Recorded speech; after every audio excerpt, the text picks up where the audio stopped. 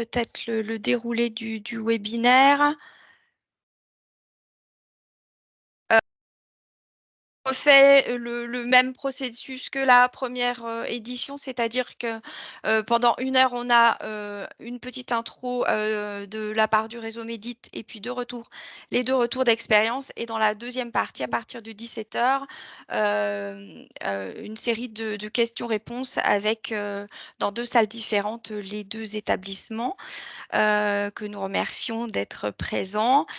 Pour la clinique Réna de Strasbourg, avec le logiciel Optime, vous pourrez rester sur ce lien de connexion. Et pour la polyclinique Mémard de Bastia, vous pourrez vous connecter au second lien qui a été transmis dans l'invitation. Donc pour le bon déroulé du webinaire, nous avons du coup on procède à un enregistrement comme pour la première édition. Vos micros et caméras sont désactivés, mais vous pouvez poser les questions via le module questions-réponses qui se trouve en haut dans la barre de Teams. Et puis, pour rappel, pour les personnes qui auraient participé au premier webinaire, nous serions contents d'avoir des retours de votre part via le questionnaire de satisfaction pour pouvoir du coup ajuster les webinaires en fonction de vos besoins. Pour ce webinaire, du coup, nous sommes 2 à co-animer 2 régions, comme je vous l'avais dit. Donc, je suis Virginie Chopard pour le Midi Grand Est et accompagnée de Claudine Gare pour la Corse. Donc, on a décidé de vous présenter aujourd'hui les échanges PUI bloc opératoire qui font l'objet d'une certaine formalisation, et nos 2 collègues vont présenter leur organisation. Donc, vous connaissez les points les principaux, qui est le référencement bien sûr des DMI en lien avec les besoins thérapeutiques de l'établissement sur une liste définie dans l'établissement, les dotations du service utilisateur, donc du bloc opératoire, et l'organisation de son renouvellement avec des listes qualitatives et quantitatives. Donc, on vous a mis un petit pop-up, mais conformément à l'arrêté du 8 septembre 2021 et en particulier à l'article numéro 15, la dotation doit être validée et signée par le service utilisateur et la PUI. Elle est réévaluée 1 fois par an et le renouvellement se fait selon l'utilisation.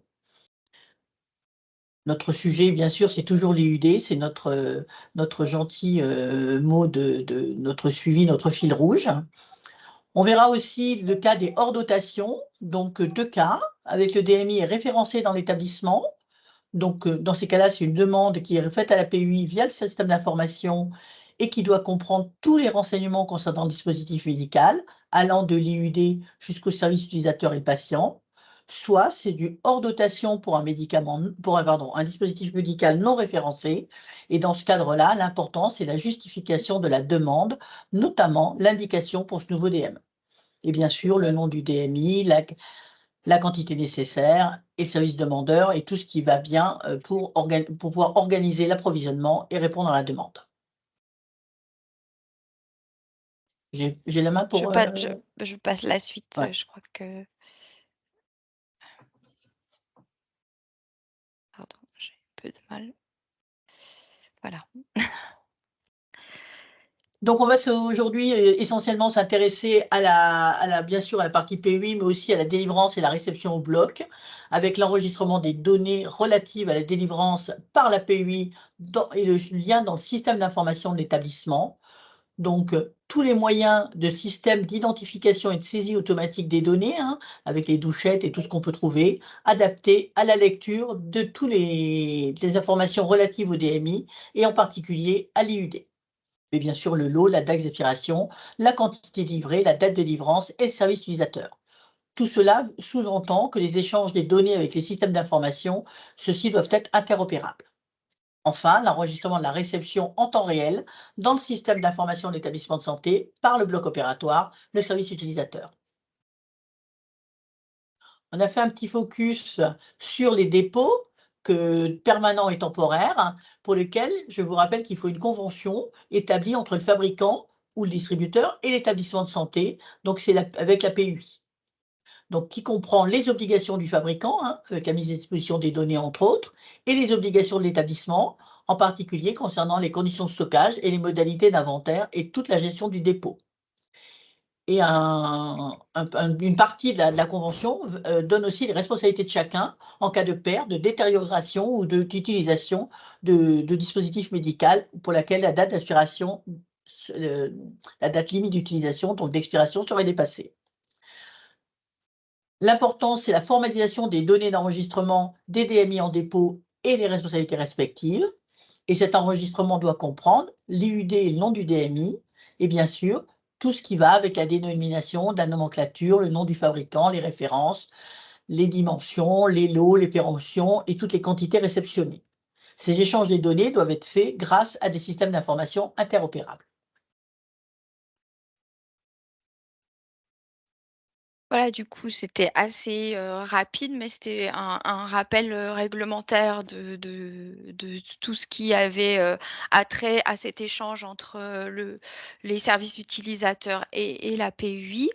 Et nous allons pouvoir, du coup, commencer avec les retours d'expérience, de nos 2 établissements que nous remercions encore vivement. Et on va pouvoir commencer peut-être avec, la clinique Réna de Strasbourg. Avec Laurent Dietrich, qui est le pharmacien RSMQ DMI de l'établissement. Laurent, on vous laisse la main. Allons-y. Je vous laisse partager votre présentation, à moins que vous vouliez que je la mette en ligne. À vous de voir. C'est bon. C'est parti.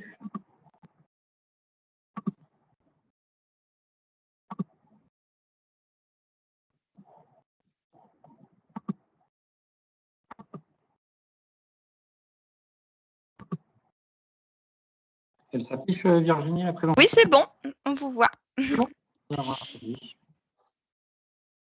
Donc, merci à tous. Donc, Non, on je ne me vous voit pas, présente. la caméra est peut-être restée. Vous la laissez éteinte pour la bande passante? Ok. On va essayer.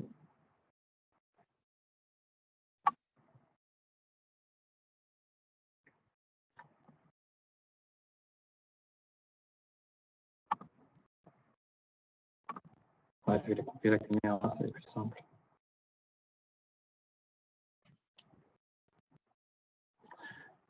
Ça s'affiche à l'écran, c'est bon? C'est tout bon. Allez. Donc, la clinique Rénal de Strasbourg, en fait, est une clinique médico-chirurgicale dont je fais une brève présentation, une brève introduction. Donc, on est équipé voilà, de 30 salles d'opération et on a des spécialités voilà, communément classiques. On opère de tout sauf du cœur et de la tête. On a également un service de cardiologie et de radiologie interventionnelle et on a aussi un centre labellisé SOS Main. Quelques chiffres clés de 2022, ce qu'il faut surtout retenir, que c'est une présentation. Les slides ne passent pas. Ah, là, nous, ça ne passe pas. Moi, c'est bon, je les vois. Ah. Mais ça n'a pas bougé? Si? Voilà. Parfait, merci. Donc, c'est une infrastructure voilà, neuve, construite en 2017 et en fait qui a été pensée autour d'un circuit justement concernant les DMI assez neufs, assez modernes, puisqu'en fait, on n'a que quelques pas qui séparent la pharmacie de nos plateaux techniques et nous possédons voilà, 30 salles d'opération. Je vous mets quelques chiffres clés de 2023 à l'écran, donc à peu près 59 490 opérations, dont 19 831 avec pose de DMI, et on a posé à peu près 41 284 DMI en 2023. La valeur des DMI tracés dans notre logiciel qu'on utilise, c'est OptimoPM, donc on est aux alentours de millions d'euros TTC et on gère également une partie seulement de nos dispositifs médicaux stériles pour 5 millions d'euros. Les ressources que nous avons pour gérer ce volume sont de 0,5 des pharmaciens et 2,5 des préparateurs en pharmacie hospitalière.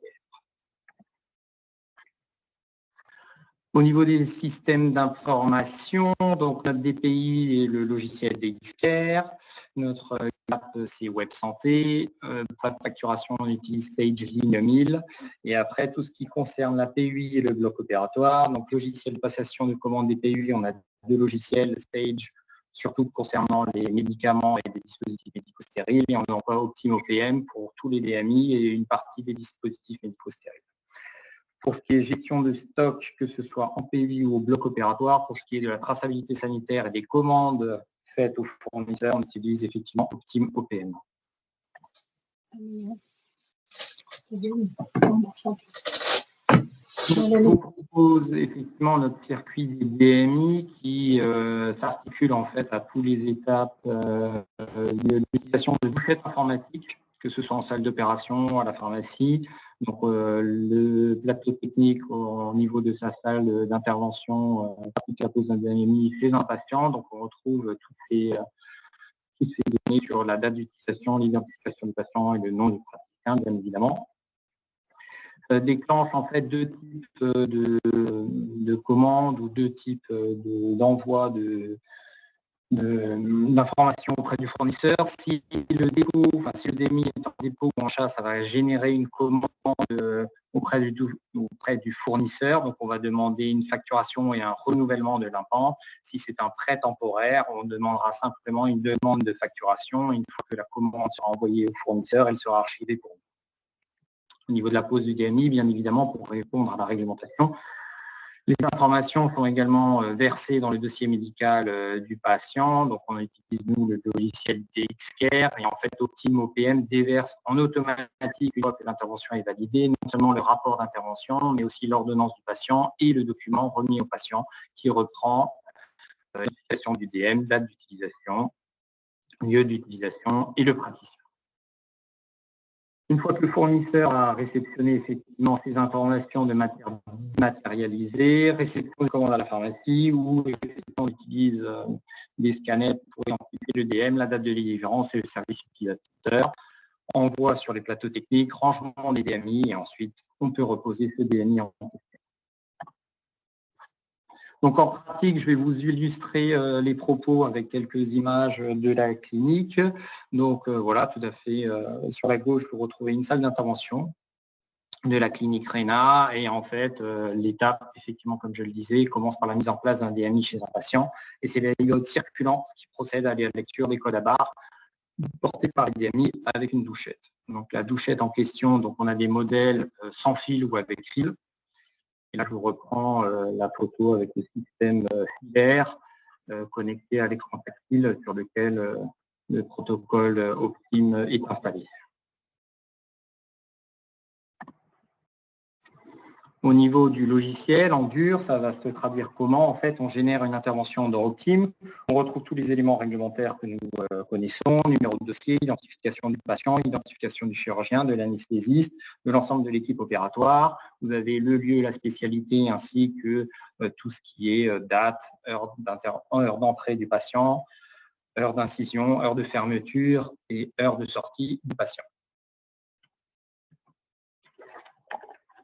Au niveau des produits douchés, donc l'infirmière en salle peut doucher non seulement les DMI, mais tous les autres produits qu'on lui peut doucher. Donc là, en l'occurrence, je suis parti sur une prothèse de genou. Donc on retrouve 4 éléments pour notre prothèse de genou ainsi qu'un ciment. Et on retrouve également tous les produits de sté. Donc c'est l'infirmière qui les a douchés. Donc vous retrouvez effectivement numéro de série, date de péremption et quantité. Et ça va générer automatiquement en fait une donnée qui est en fait l'édition de la commande que l'on peut envoyer du bloc opératoire à la pharmacie et de la pharmacie au fournisseur. Donc là, en l'occurrence, on retrouve notre intervention qui a eu lieu effectivement il y a quelques jours, à midi 27, et à destination du fournisseur Zimmer Biomet France. Donc en fait, à la pharmacie, on ouvre cette commande fournisseur, donc on est au statut création. On check effectivement qu'on retrouve nos éléments posés au bloc opératoire, à savoir notre prothèse de genou, on retrouve bien notre fémur, notre insert, l'embase et une rotule, on voit les numéros de série et on voit les quantités. Donc là, pour l'envoi au fournisseur, donc en l'occurrence Zimmer Mayomet. En fait, c'est assez intuitif et assez facile. Je clique à gauche, je mets une coche, clic droit et je fais envoyer par email. Et donc la commande est envoyée direction Zimmer Mayomet. Le lendemain matin, à la pharmacie, on réceptionne effectivement différents colis, dont notre prothèse de genou. Et en fait, à la pharmacie, on va utiliser également Optime OPM pour procéder à la réception. Donc, en fait, on est à la pharmacie en douchette en fil. Et en fait, on va utiliser exclusivement au niveau de l'ordinateur avec Optime OPM notre douchette d'identification. Donc, en fait, on douche le numéro de commande qui a été envoyé auprès de Zimmer Mayomet. On introduit aussi le numéro de BL d'une manière informatisée. On s'identifie bien évidemment d'une manière informatisée. Et ensuite, on peut scanner l'UDI qui est porté par les différents DMI. Donc, tout se passe sur Optime OPM. Et donc, ensuite, les colis peuvent remonter au bloc opératoire. Ensuite, je voulais faire un focus effectivement sur le circuit des prêts temporaires au niveau de la clinique RENA. Donc, on s'est organisé de la manière suivante. La demande émane de la part du chirurgien. Après validation, on a la possibilité donc, de créer des lignes dans un fichier partagé qui est tout simplement un tableur Excel, qui est partagé à la fois par les plateaux techniques et la pharmacie, qui reprennent la date, le nom du chirurgien, le nom du patient, le matériel et le fournisseur pour une intervention donnée, pour un jour donné. Toutes les demandes de prêt sont ensuite envoyées par email aux différents services clients des sociétés avec lesquelles on travaille. On demande les réceptions du prêt temporaire 48 heures avant l'intervention afin de pouvoir effectivement passer les ancillaires en stérilisation et avoir du temps pour créer, si besoin, les éléments. Quand ça arrive du côté des implants, on analyse effectivement entre la demande et le BL reçu et l'existence de la fiche produit dans notre catalogue Optime OPM. Si une création est à faire, c'est pour ça qu'on aime bien recevoir des informations 48 heures avant, je fais un mail effectivement ou quelqu'un du service pharmaceutique fait un mail au service client pour avoir de leur part, pareil, un fichier de type tableur Excel qui reprend effectivement toutes les données que l'on souhaite, donc la référence, le libellé, le prix, le code LPP à minima. On peut aussi bien sûr utiliser des logiciels comme FAST. Et ensuite, on procède à la création des éléments dans Optime OPM et on attribue bien évidemment entre la fiche produit et le code à barre le lien. Ce qui est à noter, c'est qu'on ne fait pas d'entrée en stock pour le prêt temporaire, puisqu'en fait, les quantités de passage sont tellement importantes qu'on n'aurait pas eu le temps de faire et les entrées et les sorties dans stock. Ça nous livrerait beaucoup trop de TP. L'utilisation en salle est faite. Tous les DMI qu'on monte en fait, au bloc opératoire sont scannables, donc ça ne change pas le travail de notre infirmière circulante, à savoir si c'est du dépôt ou du prêt. En fait, elle scanne sur tous les produits. Ça génère cette fois-ci une demande de facturation et après, la pharmacie s'occupe du retour fournisseur. Au niveau des ressources humaines, donc effectivement, comme je l'ai dit en introduction, pour gérer ces DMI, nous sommes 0,5 ETP pharmaciens et 2,5 ETP préparateurs en pharmacie, qu'on s'est répartis des manières suivantes. Au niveau de la pharmacie, nous avons 2 ETP préparatrices en pharmacie avec 2 postes de travail. On a un ETP qui est uniquement basé sur cardiologie et radiologie interventionnelle plus le vasculaire.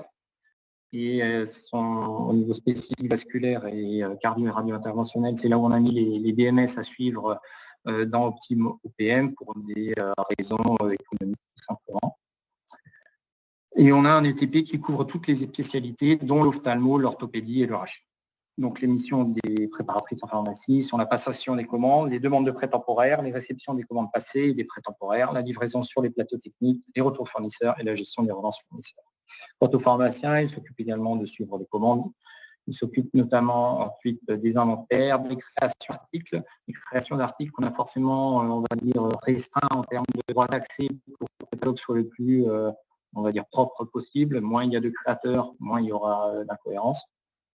Je m'occupe également des référencements, des négociations et des contrats. Et on a aussi la chance d'avoir 0,5 ETP préparateurs en pharmacie hospitalière localisés à 100% au bloc opératoire. Donc, c'est 2 personnes qui se chargent effectivement de réceptionner les DMI livrés par la pharmacie, du rangement des DMI dans les armoires correspondantes, Elle participe également à la suivi des ruptures des DMI qu'on peut avoir, la participation aux inventaires et le suivi des péremptions, quel que soit le type DMI. En conclusion, en fait, on utilise OptimOPM. Pourquoi? Parce qu'en fait, c'est un seul logiciel qui est relié à la fois sur la pharmacie, sur le bloc opératoire, mais aussi qui déverse des informations dans nos autres logiciels, type DXCare, type Web Santé. Il est assez simple d'utilisation, il est ergonomique, il est configuré comme un tableur qu'on nous connaît tous. Donc, effectivement, pour tout ce qui est analyse, traçabilité, extraction, c'est très rapide, très simple. Il est également interfacé avec OptimSPM en stérilisation, donc vous avez toute votre chaîne de traçabilité des éléments de stérilisation qui est bien sûr interfacée avec ce logiciel, donc on y voit beaucoup d'avantages. Le seul bémol que j'ai trouvé, c'est en termes d'historique des tarifs et ainsi que l'historique des codes LPP, donc là-dessus, l'information a été remontée à Nexus pour une amélioration. Et en termes de perspective, puisque même si on est informatisé, on a un taux de tracé informatique au-delà de 99%, on a quand même des envies, c'est d'avoir un lien entre OptimOPM et mon espace santé. Donc là, effectivement, on travaille pour déverser directement l'ordonnance et les documentations dans mon espace santé. Et l'autre chose qu'on regarde aussi avec attention maintenant, c'est l'utilisation des RFID, des armoires connectées qui sont déjà installées dans certains services de cardiologie interventionnelle et qui pourraient également nous intéresser à l'avenir. Voilà, merci pour votre attention. Merci beaucoup. Merci Laurent. On a une question. Quelqu'un voudrait savoir quel code vous scannez. Est-ce que c'est un code Datamatrix GTIN ou un code barre plus H? Je ne sais En fait, pas c'est de quoi il souvent des s'agit. Datamatrix. En fait, entre les HIBC et les Datamatrix, on préfère beaucoup les Datamatrix. Ok, merci. À ce stade, je ne vois pas d'autres questions Il pour y a deux l'instant, mains mais levées. n'hésitez pas. Il y a deux mains levées. Je peux passer la parole à Virginie Drien. Je vais vous donner le micro. Alors, normalement, ça devrait marcher.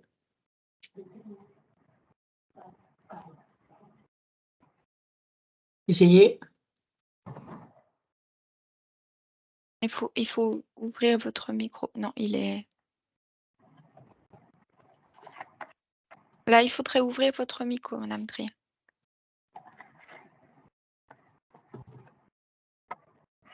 Bonjour, je ne sais pas si vous m'entendez. Oui. Super. Merci beaucoup pour la présentation. Je voulais vous poser une question justement. Alors nous aussi, on a Optim et j'aurais voulu savoir si ils arrivaient à faire des inventaires sur les DMI, les inventaires réglementaires, s'ils arrivaient à les intégrer rapidement sur leur logiciel.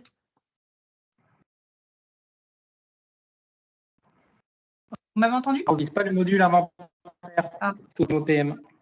Pardon? Je n'utilise pas le module inventaire sous OPM. Et alors, comment vous faites les inventaires DMI? Par liste des stocks. En fait, je fais un peu différemment par rapport à la lecture parce qu'en fait, quand vous faites un inventaire sous OptimOPM, il faut tout doucher dans votre logiciel et après, il y a une concordance. Et j'ai déjà eu des soucis par le passé sur l'ancienne version d'Optim, donc je n'ai pas renouvelé l'expérience avec la nouvelle version d'Optim. Et en fait, je passe par quelque chose qui s'appelle liste des stocks, fournisseurs. Et en fait, par fournisseur, ça médite à l'instant T l'ensemble du stock qualitatif et quantitatif. Après, je fais des corrections à la main. Ok, très bien. Et est-ce que vous enregistrez tous les DMI quand ils arrivent en prêt? L'enregistrement du stock, non, mais l'enregistrement des fiches produits sur le catalogue, oui, obligatoirement. D'accord, ok. Très bien. Parce Nous, qu'en on fait, quand il y a la enregistre tout. RHK… Pardon? Nous, on enregistre tout et c'est vrai que les retours, actuellement, on n'arrive pas à faire des retours groupés, c'est-à-dire se dire Non. pour des… Ouais, voilà. Donc, pour nous, c'est très Non, fastidieux. vous ne pouvez pas. Parce qu'en fait, quand vous avez la RHK qui arrive chez Zimmer, il y a 214 implants qui arrivent et il n'y en a que 4 ou 5 qui sont utilisés. Donc, en fait, c'est trop chronophage de doucher les 215 en entrée et en doucher 210 en sortie. Bah, actuellement, c'est ce qu'on fait, mais c'est vrai qu'on aurait voulu qu'avec le team, on puisse se dire tout ce qui n'est pas posé aux patients, il y a un retour globalisé, mais du coup, ça, ce n'est pas possible actuellement. C'est trop chronophage. Merci. Peut-être que ce type de question pourra l'aborder en deuxième partie. Là, on restait sur un cadre un peu plus général. Alors, je ne sais pas, on va peut-être préférer des questions écrites pour la première partie pour essayer de cadrer un peu les présentations de chacun et puis revenir à des questions orales plus pratico-pratiques dans la seconde partie, si vous voulez bien. On voit 3 mains levées. Je propose qu'on prenne vos questions à l'issue de la présentation de l'établissement de Bastia, si vous le voulez bien. On va essayer de tenir le timing. On vous laisse la parole. On vous laisse partager l'écran, l'équipe de Bastia de la clinique Mémar. Donc la présentation est faite par les deux pharmaciens, Marjorie Rossi et Dia Guermazi. Et elles sont en train de partager.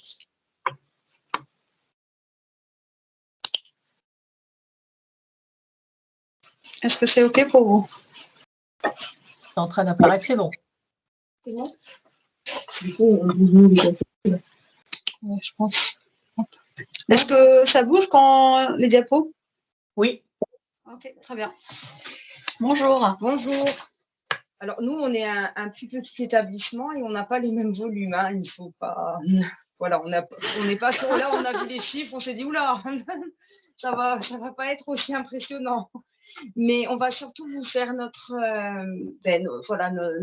comment on travaille avec le bloc. Et aussi, c'est ce qui nous a occupé pas mal ces derniers mois, suite à la cartographie des risques des DMI, tout ce qu'on a mis en place pour coller le plus possible à la réglementation et tout le travail qu'on a fait en coopération avec le bloc. Donc, on vous présente rapidement notre clinique, qui est une clinique médico-chirurgicale aussi. Et on est en Haute-Corse et on a rejoint le groupe Almaviva depuis 2021.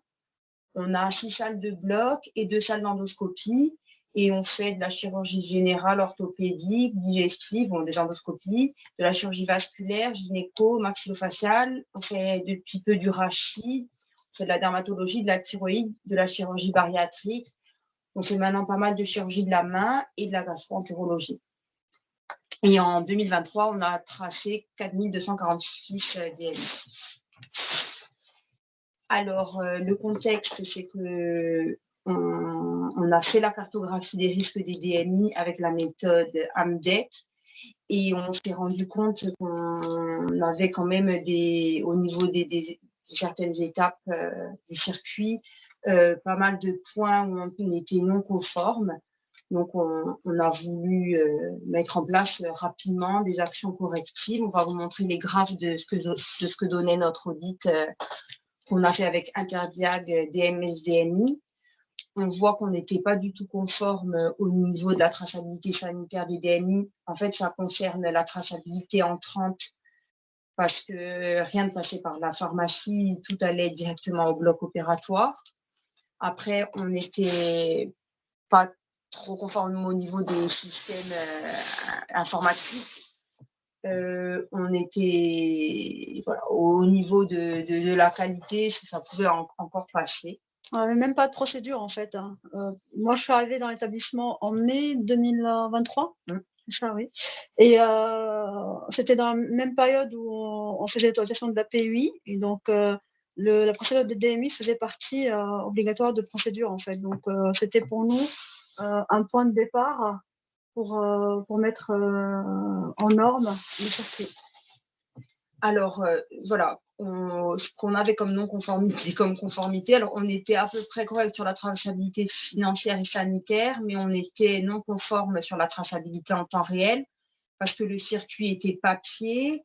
On récupérait la traçabilité des implants à la fin des blocs et c'était sur des ordonnances papier. Il n'y avait pas vraiment de gestion de stock qui passait par la PUI.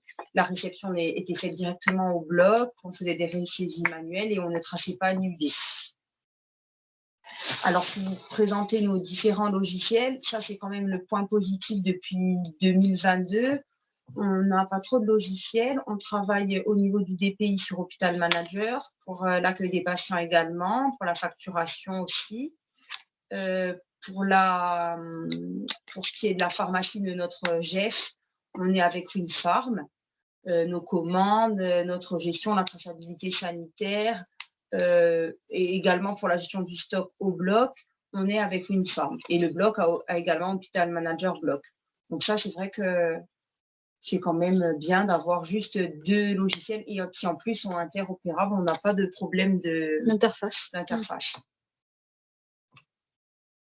Donc, on a fait, on vous disait, une étude de faisabilité avec Amdec. On a identifié toutes les étapes et les sous-étapes de notre circuit des DMI.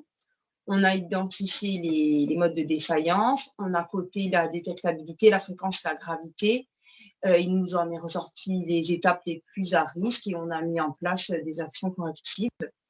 Et au début, donc, on a voulu se focaliser sur l'approvisionnement et la délivrance de tous les DMI par la pharmacie. Donc, on a repris la main sur tout le circuit des DMI.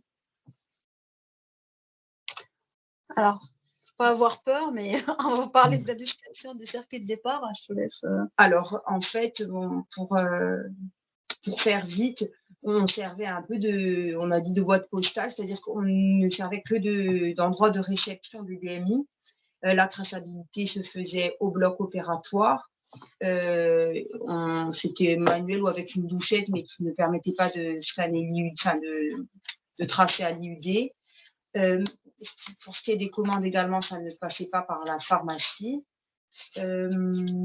Pour la traçabilité était papier. Il n'y avait pas d'enregistrement en temps réel sur une farm. Voilà. Et on n'avait pas de base de données externe. Donc ça, on verra que ce n'est pas encore tout à fait résolu. Donc, concrètement, c'était très facile en fait de mettre en place des actions au vu de la situation actuelle et le circuit de départ. Donc, un groupe de travail a été élaboré en juin 2023, donc avec Marjorie, moi, 2 préparatrices en pharmacie, la direction des achats et le SI Group. Donc, l'objectif était de sécuriser le parcours et la méthode nous a permis d'identifier les étapes avec les risques les plus élevés et de les corriger rapidement. Donc, les difficultés qu'on a eues, et en fait, c'est un état des lieux parce qu'au début, on n'avait pas d'inventaire, ni les DMI, ni les DMS au bloc opératoire, un dépôt qui est inexistant ou incomplet. La traçabilité était uniquement en papier, sans remise de fait de traçabilité aux patients non plus. Il fallait faire toutes les étapes de reconnaissance du code IUD sur le logiciel Winfarm. Le personnel non plus n'était pas formé. La base commune, parce qu'actuellement on a une base commune sur Winfarm pour le groupe. Malheureusement, c'est toujours d'actualité et c'est toujours problématique pour nous parce que il y a des doublons, il y a des informations qui sont incomplètes, parfois on n'a pas de LPPR, pas de prix, et surtout qu'on n'est pas du tout interfacé ni à Exosmed, ni à FAST, ni à aucune autre base. Donc l'accès à la traçabilité Winfarm plus ou moins complexe. Le personnel aussi n'a pas été formé pour la traçabilité sanitaire sur le logiciel. Et le déploiement HM Winfarm, parce que ça a été fait en printemps 2022. Voilà. Et le déploiement a été fait sur 2-3 jours sans formation optimale. Ils n'ont pas récupéré les stocks existants. Donc, on part d'une situation quand même qui était, on va dire, catastrophique. Hein. Donc, on a commencé par le plus basique. On a fait une procédure de gestion des DMI. On a mis en place une procédure de demande de référencement avec validation en Comedims. C'est vrai qu'on valide actuellement uniquement en Comedims, pas en CME. On a mis en place une traçabilité à la réception. Donc, on a récupéré. Le problème qu'on avait, c'est que sur une farm, les cadres du bloc avaient le profil pharmacien. Donc, il faut passer les commandes, voilà, et réceptionner et tout, quoi, en fait. Donc, on a refait les profils, on a refait les droits de chacun. Et on a récupéré la traçabilité à la PUI avec les codes IUD. On est obligé de refaire tous les inventaires. On a demandé aussi les contrats de dépôt avec tous les laboratoires avec qui on travaille. On a mis en place une charte de DMI au bloc opératoire qu'on a envoyé également à tous les laboratoires. On a rentré en stock et on a mis en jour nos dépôts. On a détaché une préparatrice au bloc opératoire qui suit les stocks et c'est elle qui réceptionne, qui va stocker également parce qu'on avait énormément de problèmes de périmés. Et on forme au fur et à mesure les infirmières du bloc opératoire. C'est pas forcément facile parce qu'il y a énormément de turnover. Hein. Donc actuellement, notre circuit pour l'approvisionnement, donc c'est la PUI. Donc sur une farm, on a des dotations spécifiques selon. On a mis les stocks mini, stocks maxi au bloc opératoire, qui nous permet même à distance parce que nous c'est un stock déporté. Donc la PUI ne stocke ni les DMI ni les DMS du bloc opératoire. On les réceptionne et après ils sont stockés physiquement au bloc opératoire, mais avec une visibilité sur le stock déporté. Donc, dès que les stocks sont en mini, donc ça génère une commande. Donc, les commandes se font par EDI, donc via Hospitalis. Donc, la réception se fait à la pharmacie. Donc, les réceptions se fait sur une farm avec l'enregistrement de lot, date de péremption et UD. Les stocks après, ils partent au bloc opératoire. La pose du DMI se fait par la douchette en temps réel en salle. Et du moment où l'infirmière de salle va scanner l'implant, nous, on a un message sur une farm parce que les infirmières peuvent enregistrer mais pas valider la pose de DMI. Nous, on va valider la pose de DMI. La validation de la pose de DMI va générer la traçabilité au niveau de HM qui sera ensuite imprimée par l'infirmière, soit en ambulatoire, soit dans les services. Et la validation de la pose d'implant va également générer, donc là on est passé au dépôt approvisionnement. Donc après, selon les stocks, soit on est arrivé au stock mini, et dans ce cas-ci, la pharmacie va envoyer des commandes directement au fournisseur. Donc ça, c'est pour notre circuit d'approvisionnement. Donc tous les DMI qu'on utilise sont dans un marché, soit le marché, notre centrale d'achat, c'est Elpevia, ou c'est des marchés groupes Almeva. Donc, pour le circuit, pour les dépôts permanents, donc la demande émane donc soit du chirurgien ou du bloc opératoire.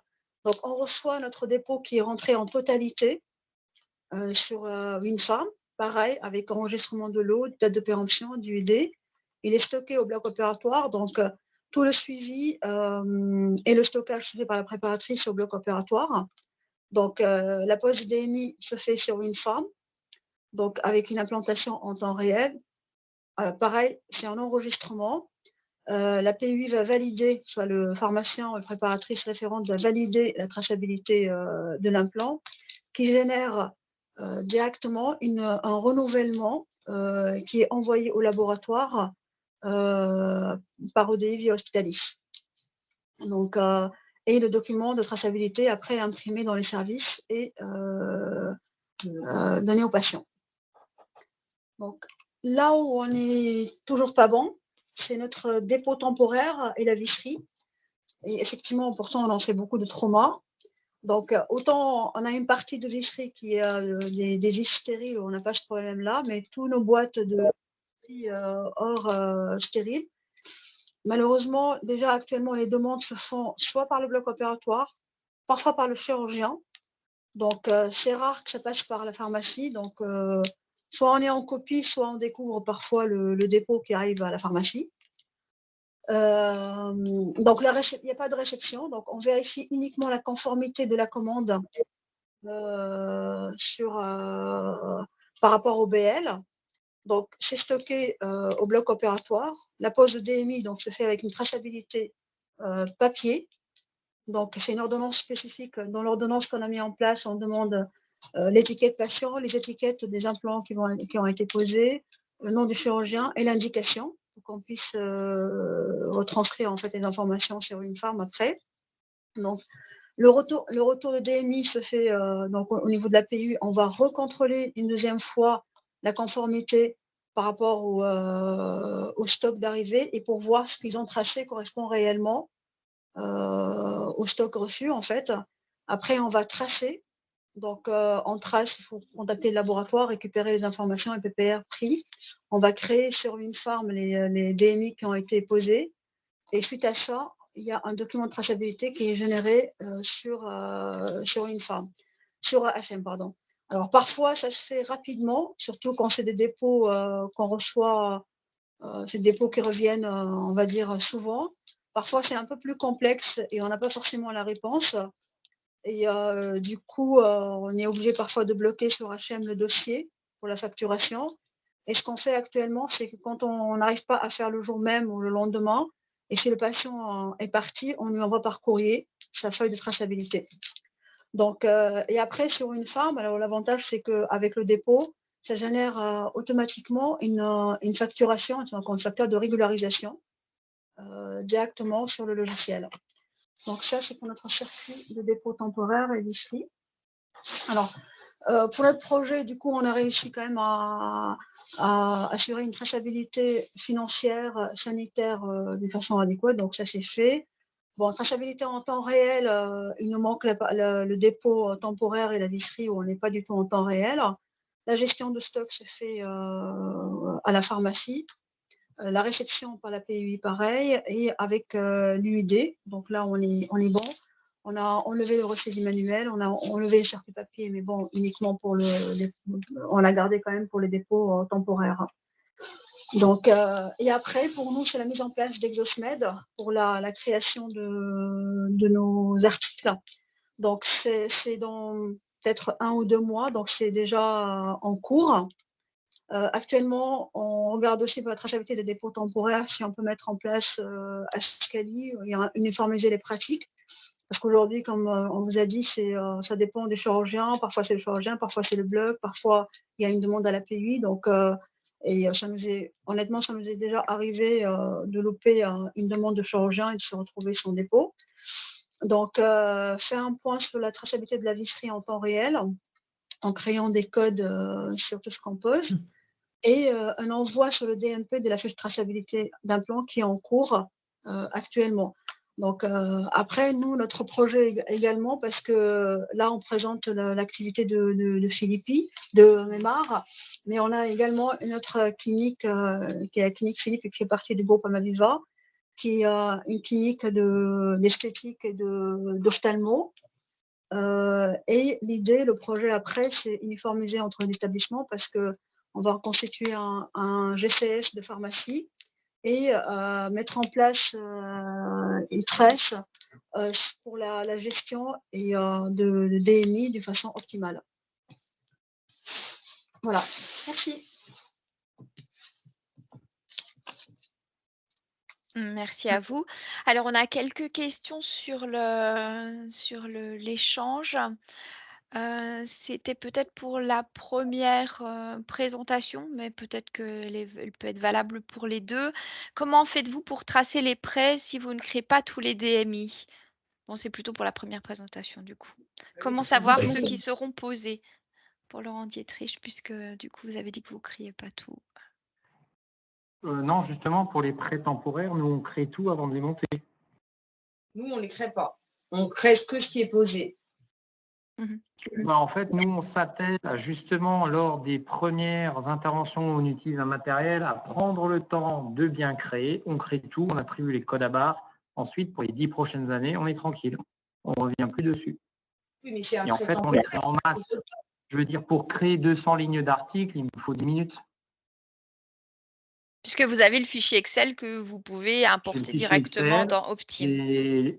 Et dernièrement, il y a même les fichiers Excel avec les codes UDI, donc on peut tout importer dans Optime avec un fichier Excel assez facilement. Il suffit de bien mettre les colonnes en face du fournisseur, la référence en place de la référence, et après vous importez tout en masse.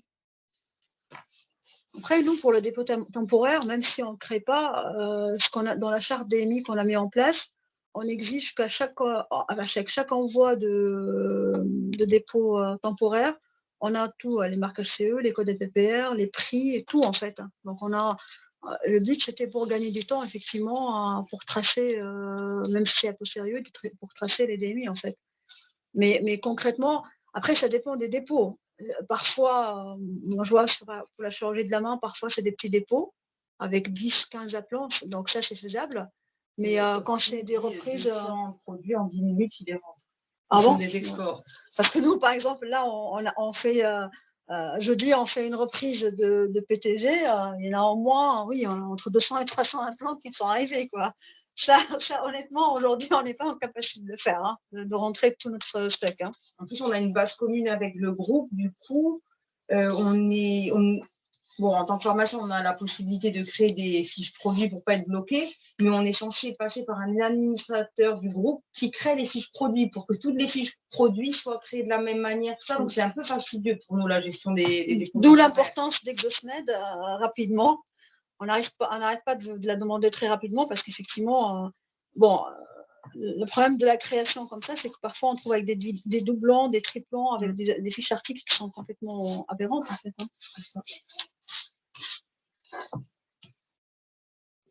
Hein. Quelqu'un voulait savoir quelle était la marque de la douchette utilisée. Je pense que c'est à Arena. On peut peut-être arrêter le partage. Pour nous, c'est ça. C'est des zébras. De mémoire, c'est des Honeywell.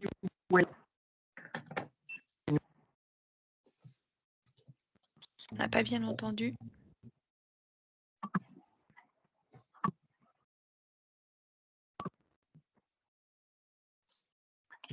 C'est marque Honeywell. Honeywell, ok. Et du coup, à Bastia, vous avez... modèle. Nous, c'est des zébras. C'est des zébras. Zébra, d'accord.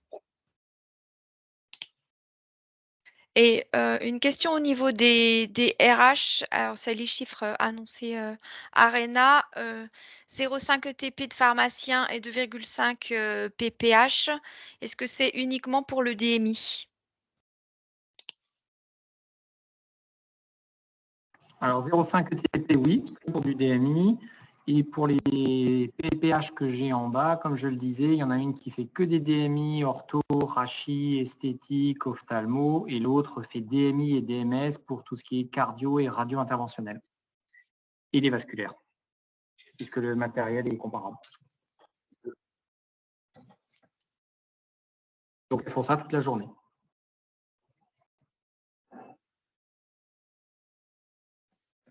Je cherche des questions plus générales peut-être, parce que là j'ai des questions sur Optime. Il y avait une question pour la clinique Crénac, c'est moi qui l'ai recopiée, mais parce qu'elle m'arrivait par mail, sur l'envoi des documents au DPI DXCare et notamment la carte d'implant. Comment faites-vous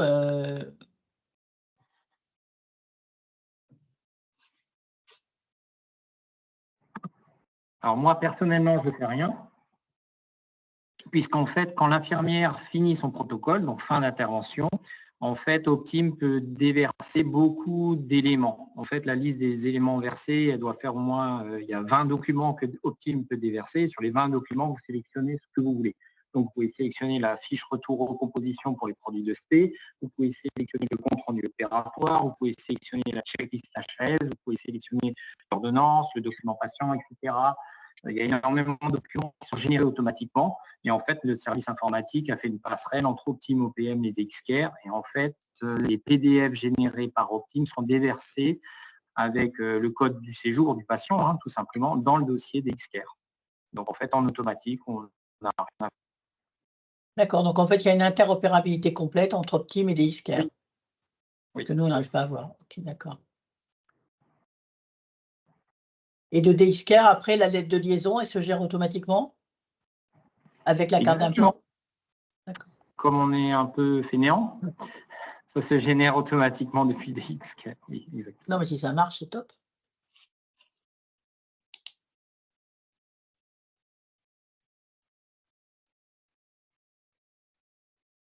Virginie, est-ce que tu as Quelqu'un voulait savoir comment réalisez-vous le lien entre Optime et la refacturation des hors GHS?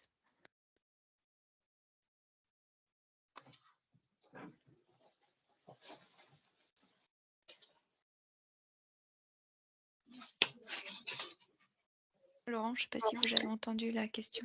Oui, en fait, il y a eu un lag et je n'ai pas entendu la question. Alors, quelqu'un voulait savoir comment vous réalisez le lien entre Optime et votre logiciel qui permet la refacturation des hors GHS. Alors, en fait, il y a une interopérabilité entre Optime, OPM et WebSense. la clé du séjour. En fait, de Optime sont déversées les références des produits. Chaque référence produit un code LPP et en fait, dans le code séjour et le lien LPP, c'est déversé automatiquement. En fait, la moulinette a lieu à 6 h du matin. Des OP de la veille, direction web santé en automatique.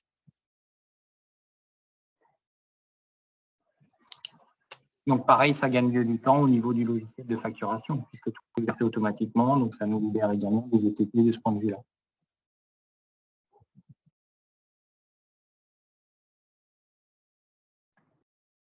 Optile permet-il de saisir le code UDI? L'avez-vous fait en manuel ou en automatique? Combien de temps cela vous a pris? Bon, bah, on l'avait déjà un peu compris, mais si vous voulez le... Alors, on peut le faire de deux manières, soit en automatique, en importation, donc on utilise un tableur Excel, tout simplement, où vous faites un lien entre la référence et le code UDI et vous pouvez tout importer en masse, ou vous pouvez le faire à la mano, à l'ancienne. Vous saisissez votre code à barre, il vous dit à quel produit vous voulez l'affecter, vous l'affectez au produit, vous faites enregistrer, fermer, ça roule. Donc, on utilise les deux manières. Tout dépend le nombre de produits à créer. Si vous voulez créer un ou deux produits, on fait tout en la main. C'est plus intuitif, c'est plus facile, mais si on a une longue liste de produits, comme une nouvelle prothèse de genou à créer, là, je fais tout en masse avec un tableur Excel. Il y avait une autre question, c'est comment sont tracés les échecs de pause dans Optime? On utilise en fait l'onglet qui s'appelle, dans l'onglet commande, on a l'onglet retour fournisseur. Donc on passe sur retour fournisseur, donc on sort de notre stock le produit en question, donc on note échec de pause, erreur de taille, docteur X, code séjour 2400, etc. Et on met à facturer, à renouveler, ou bien ne pas facturer, à renouveler, on envoie ça au laboratoire. Donc l'intérêt, c'est de décrémenter de notre stock l'échec de pause en question. Une question pour la clinique de Bastia. Que contient votre charte des DMI au bloc? En fait, la charte DMI, ça précise qu'est-ce que le laboratoire doit nous envoyer à chaque pour les dépôts permanents, pour les dépôts temporaires, les contrats, les essais et tout ce qui est réglementaire en fait. En gros, parce que pour ne pas se retrouver. Qui s'engage à venir, de faire un inventaire, combien de temps on a pour envoyer les périnées, combien on a, c'est vrai, enfin, les échecs de pause auxquels on a droit, qui sont en gratuité, il peut y avoir plein de choses. Ça dépend des établissements, mais au moins dès le départ, est-ce que c'est eux qui viennent? Est-ce que c'est nous qui faisons des inventaires? Parce que nous, le fait d'être... on a des sociétés avec les sociétés qui nous appellent, ils appellent la cadre du bloc en disant est-ce que vous pouvez faire l'inventaire pour nous? Donc, et ça, c'est un problème récurrent qu'on a sur nos dépôts où les laboratoires ne se déplacent pas pour faire les périmés. Après, même quand il faut qu'il y ait vraiment, en combien de temps ils s'engagent à nous livrer, parce que c'est important aussi pour au niveau quantitatif, pour les petits blocs, pour l'ophtalmologie, c'est important de savoir en combien de temps ils nous livrent pour savoir si la quantité qu'on doit prévoir. C'est en fait, il faut essayer de penser à tout pour être tranquille. Mais après, je pense que c'est établissement dépendant et activité dépendante. Voilà.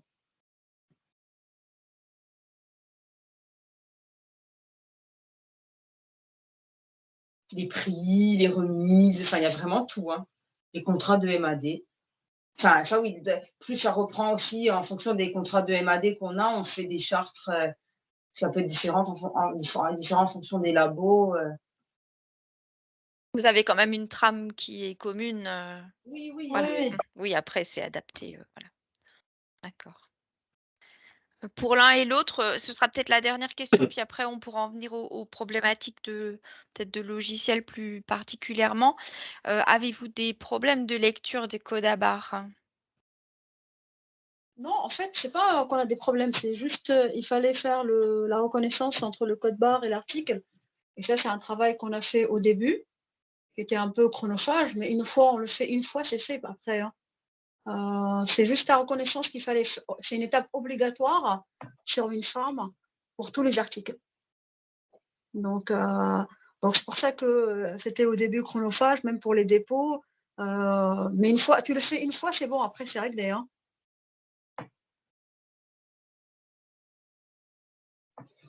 Et la ville même du côté de Strasbourg? Oui, il y a juste avec les laboratoires français où on a du mal. Les laboratoires suisses ou américains, il n'y a aucun souci. Les laboratoires français, on a plus de mal. Peut-être avant de basculer de salle, une dernière question. Comment avez-vous réussi à supprimer le double contrôle? Quid de la fiabilité et des traçabilités? Faites-vous des inventaires quotidiens pour les deux? Le double contrôle entre ce qui est posé et tracé?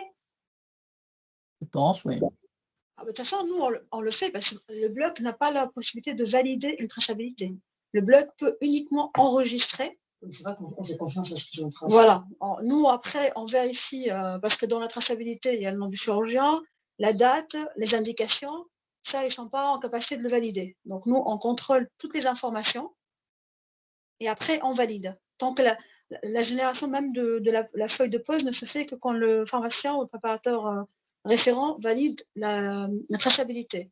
Après, pour les inventaires, par exemple sur les dépôts, quand on a des dépôts temporaires, donc on contrôle à l'arrivée et on contrôle aussi une deuxième fois au départ pour être sûr que ce qui a été tracé correspond bien à ce qui manque dans le dépôt qu'on renvoie.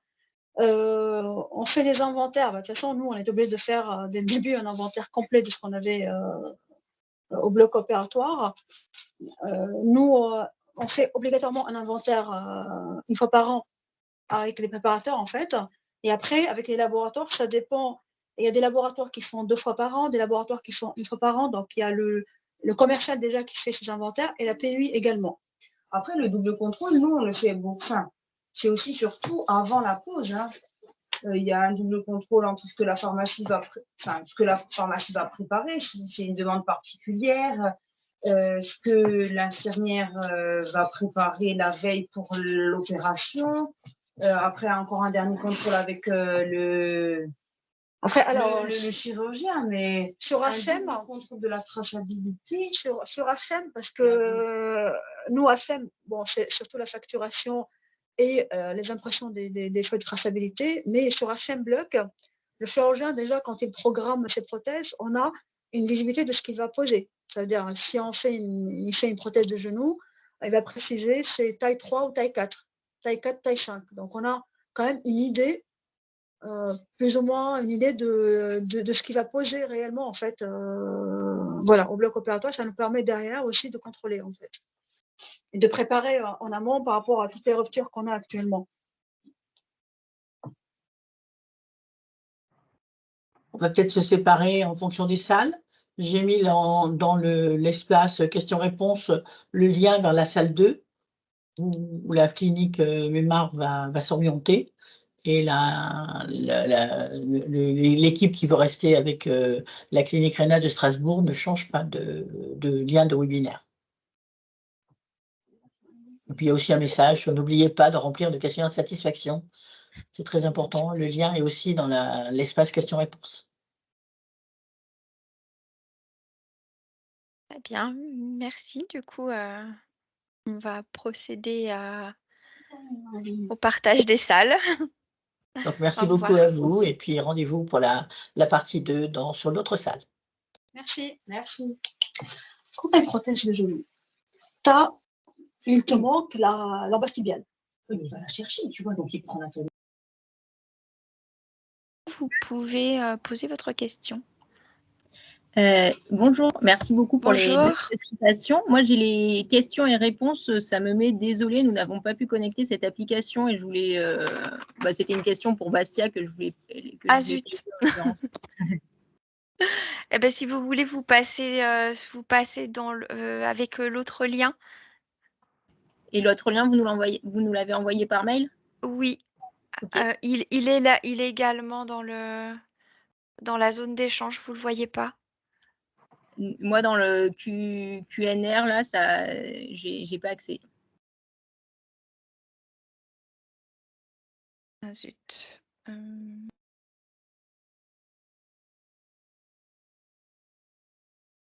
Je peux essayer de vous le renvoyer par mail, ça va prendre un petit peu de temps. Est-ce que, je ne sais pas si quelqu'un peut le faire, Karine, si tu trouves l'adresse mail de Madame Krubesi, éventuellement.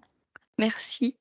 Je Je vais vais envoyer la essayer. question par mail du coup, donc à l'adresse Nouvelle-Aquitaine Antilles.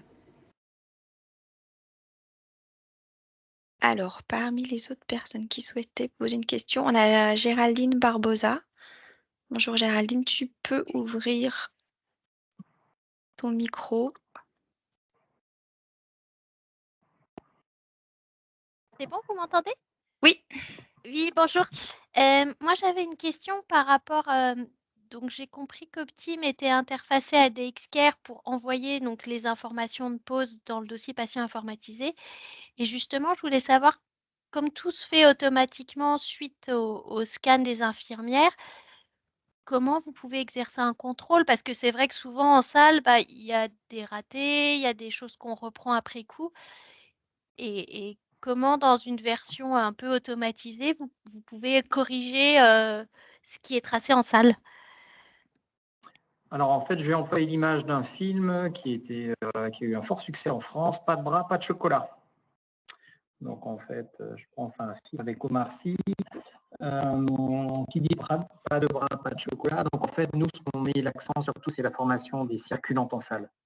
On met surtout de l'énergie là-dessus en disant qu'effectivement, tout ce qu'elle trace, si elle ne le trace pas pour l'intervention suivante, le chirurgien n'aura pas son implant et il sera en train de crier, pas auprès de la chef de bloc ni auprès du pharmacien, mais auprès de l'infirmière qui était en salle le jour J et qui a oublié de scanner l'implant. Donc en fait, on fait pas mal de prévention, de formation avec les infirmières. Et ensuite, quand elles clôturent leur intervention, elles récupèrent l'ordonnance qui est souvent conservée papier par le chirurgien, entre guillemets à l'ancienne, et elle check sur cette ordonnance que tout ce qu'elle a tracé en salle est bien sorti. Et Et dans ensuite, l'autre, pour s'assurer. Pardon? pardon, j'allais demander, et dans l'autre sens, justement, c'est elle-même qui trace les échecs de pause. Si vous voulez retirer Non, quelque chose qui a non. déjà été scanné, comment ça se passe? Non, non, les échecs de pause, en fait, on les a aussi par main. On a fait un circuit des échecs de pause à part. Elle nous garde l'implant qui est enfin la boîte de l'implant qui est en échec de pause, l'étiquette patient, et elles nous le mettent surtout pas dans Optim OPM, sinon vous allez vous retrouver avec 2 fémurs au lieu d'un, et donc ça va poser un souci à la facturation. Donc par contre, elle passe, on a une bannette tout simplement située en plein milieu du bloc opératoire où on retrouve les 2 échecs de pause quotidiens que nous génère le bloc chaque jour. Et c'est la pharmacie qui les traite, puisqu'en fait, c'est d'autant plus, c'est la pharmacie qui sait si c'est à renouveler à facturer ou à renouveler ne pas facturer. Et vous avez également les échecs de pause des prêts temporaires, où là, on triche, entre guillemets, on fait une entrée en stock et une sortie tout de suite avec un retour fournisseur échec de pause. D'accord. Ça n'arrive pas qu'elle l'ait déjà scanné comme attribué au patient et en fait, il y a un problème et finalement, il n'est pas posé? Alors à ce moment-là, souvent, soit ils nous appellent parce qu'il y a un petit bug qui apparaît sur le système informatique, soit effectivement, au niveau d'Optim OPM, elles peuvent modifier, même quand l'intervention est finie, entre guillemets, si elles sont allées trop vite, elles peuvent revenir sur l'intervention, elles rappellent en fait le code séjour du patient, elles font modification intervention, et là, elles sortent le DMI qu'elle aurait tracé de trop. Ok, merci. Et nous, on le voit surtout aussi au niveau du double contrôle et commande. En fait, on le voit dès qu'on a 2 fémurs au lieu d'un sur une prothèse de genou, on voit qu'elle a scanné trop vite. Et pareil, si on a des soucis de lecture de code à barre sur les numéros de lot, ce qui arrive, nous, on bloque les commandes, on ne les envoie pas. On régularise avec l'infirmière, on régularise avec la salle, et ensuite seulement on clôture l'intervention proprement, et ensuite seulement on envoie les commandes. Mais du coup, ce qui est transféré dans DXCare dans le dossier patient, c'est recorrigé ou pas? Parce qu'en termes de C'est traçage recorrigé en sanitaire, automatique. d'accord, ça C'est se recorrige recorrigé en automatiquement. C'est automatique. ça que je Ouais, demandais. ça se réécrase. Ça marche. En fait, ce qui est bien, d'autant plus et dans DXCare et dans Web Santé, l'autre logiciel, entre guillemets, tant qu'on fait les mises à jour, on va dire pas 6 mois après, mais qu'on est dans les 5 à 10 jours qui suivent l'intervention, en fait, toutes les modifications sont dynamiques. D'accord. Ok, merci. De rien. Nous Je peux avons répondre ensuite à... une question de Virginie. Oui, si entre-temps, vous avez vu une autre question, n'hésitez pas. J'avais vu la question des périmés. Donc, en Ah. fait, ce qui est bien d'Optime, comme on trace toutes nos entrées de dépôt ou d'achat, les périmés, en fait, c'est automatique. On a un lien rapide dans le menu d'entrée qui clique éléments périmés. Il sort tous les périmés à 30 jours. Donc, en fait, cette liste, on l'édite d'une manière quotidienne et on envoie nos 2 préparatrices en pharmacie au niveau des salles 1 à 21 chercher les périmés et elles les redescendent en automatique à la pharmacie. Pour les prêts temporaires qui restent, on va dire 1 à 2 semaines, on n'a pas cette donnée puisqu'effectivement, on ne fait pas les entrées en stock. Mais les fournisseurs ne sont pas censés sur prêt temporaire nous envoyer des choses qui périment dans les 15 jours. Alors, quelqu'un indiquait que dans son établissement, le double contrôle intercepte une erreur de traçabilité en salle par jour. Je ne sais pas si vous avez ce type de données pour comparer.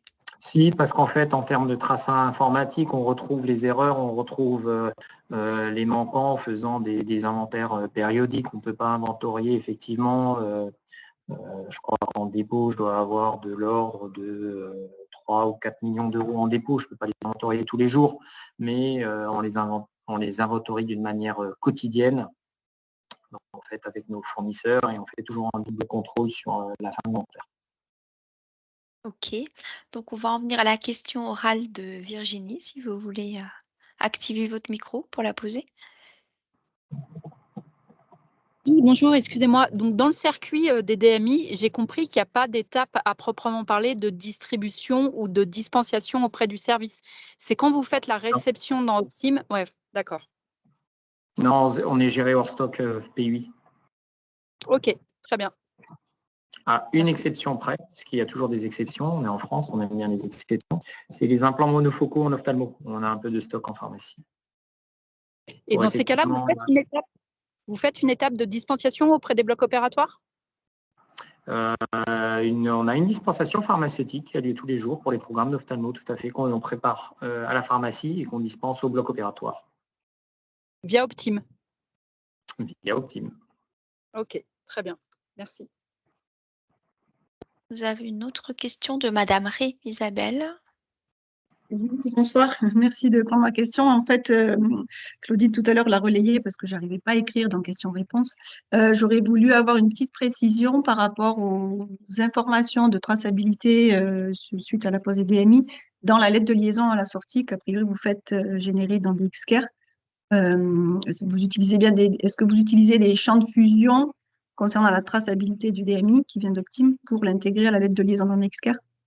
Parce qu'il y a le PDF de la carte d'implant proprement dite, donc ça j'ai bien compris que vous l'intégrez. Mais il y avait aussi potentiellement une question, Claudine devait chercher des précisions réglementaires à ce sujet, de faire remonter dans la lettre de liaison à la sortie, donc en sortie d'hospitalisation, les informations de tout ce qui est concerné l'implant pour le patient. En donc, fait, c'est une coche. C'est une coche dans DXCare sur la lettre de liaison, il y a des coches.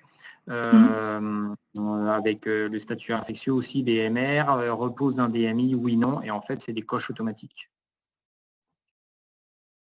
Les coches automatiques que peut transmettre Optime, c'est ça, a priori? En fait, DXCare remarque qu'il y a une ordonnance dans OPM, et donc, mais juste une coche, en fait, c'est une coche dans la lettre de liaison, il y a juste marqué pose d'un DMI, oui, non. D'accord, il n'y a pas toutes les infos de traçabilité ne sont pas dans la lettre de liaison. D'accord. Non. Okay. Non. Très bien. Merci pour cette précision importante. Une autre question de monsieur ou madame Rialan. Oui, bonjour Laure Rialan. Dans Optime, est-ce que vous pouvez anticiper l'implant, l'ordonnance d'implant à l'avance, avant l'intervention, pour justement préparer la commande? Alors en fait, tout dépend dans quel cas on se trouve. Si on utilise un dépôt-vente en orthopédie, il n'y a aucune anticipation puisqu'en fait, on pousse l'armoire, n'importe quoi, d'une persona côté droit. Et en fait, l'ordonnance sera générée que quand l'intervention sera clôturée. Par contre, ce qu'on fait en ophtalmologie ou en chiresthétique, c'est la pharmacie qui commande tous les temporaires d'implants en ophtalmo ou le prétemporaire des implants mammaires. Et en fait, on se base à la demande d'admission. Si je prends une intervention d'implant mammaire, on va commander 2 ou 3 références, 2 unités de chaque référence. La pause est faite et en fait, c'est quand l'infirmière clôture l'intervention que l'ordonnance est générée. C'est ça. Donc, dans Optime, vous n'avez pas à en anticiper le besoin du monofocal ou de l'implant mammaire? Non. OK. Par contre, si on pose une série de monofocaux, on fait des commandes groupées. Pour les monofocaux, on utilise, comme on est un achat pour les monofocaux, on utilise Optime pour l'achat. Donc, on commande notre série effectivement en fonction des programmes opératoires qui arrivent, en fonction des besoins, on commande en anticipé. On a les programmes ophtalmo, grosso modo, 5 jours avant la date. C'est ça, mais ils sont rentrés via Optime? En fait, nous, on saisit via planning.net qui bascule dans Optime, mais c'est comment utiliser l'info de l'implant qui va être posé? En fait, nous, on utilise le programme opératoire du chiro-ophtalmo qui détaille pour chaque patient l'implant attendu ainsi que la dioptrie. Ouais. On a d'autres éléments tels que les consultations à J+1, on a d'autres informations concernant nos patients. Et en fait, on cumule les ophtalmo 5 jours avant. Donc là, aujourd'hui, on est mardi. Donc là, grosso modo, on a déjà passé les commandes pour lundi de la semaine prochaine. On cumule, on a 100 ophtalmo par jour. Donc, un peu de cataracte par programme, donc ça fait 40-50 implants à commander. Ouais, et on commande une. Après, vous avez toujours les méthodes qui sortent. Hein. Vous faites la gamme entre 18 et 25, c'est toujours à peu près les mêmes qui sortent. Et on a limité aussi le champ des référencements. On n'a pas référencé les 15 labos qui fournissent des monofocaux sur le marché. On a mis 2 labos préférentiels et puis on a un 3e et un 4e en secours au cas où. D'accord. OK, merci. Il n'y a pas d'autres mains levées pour l'instant, mais il y a une question écrite. Dans Optime, pouvez-vous anticiper la demande ordonnance de l'implant afin d'anticiper les commandes fournisseurs ou vérifier les stocks? Oui, c'est la conversation qu'on a eue avant. Effectivement, les demandes d'implants, on les anticipe toujours via nos demandes d'admission ou via nos programmes opératoires en avance. Effectivement, ça nous permet de passer les commandes et donc de vérifier les stocks. On tient compte aussi du taux de rotation de chaque, pour les dispositifs stériles utilisés en cardiologie ou en radiologie interventionnelle. On tient compte effectivement de la couverture de stock qu'on a pour déclencher ou pas certaines commandes de DMS.